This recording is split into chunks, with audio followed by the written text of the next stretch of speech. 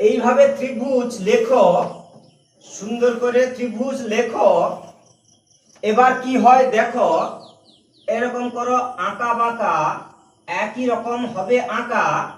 এরকম লিখো ইউ, ঘুরিয়ে নিচে দাও জুড়িয়ে, এইভাবে দাও টান, হলো দুটি কান, এক দুই রেখা যাচ্ছে তো দেখা। আবার এই যে আছে ফাঁকা, হালকা করে বাঁকা, এরকম দাও কয়েকটা রেখা একই রকম ফাঁকা, গোল করে ঘুরিয়ে উপরে দাও জুড়িয়ে, আবার গোল করে বাঁকা, এই বাঁকাকে বলবো তাকা।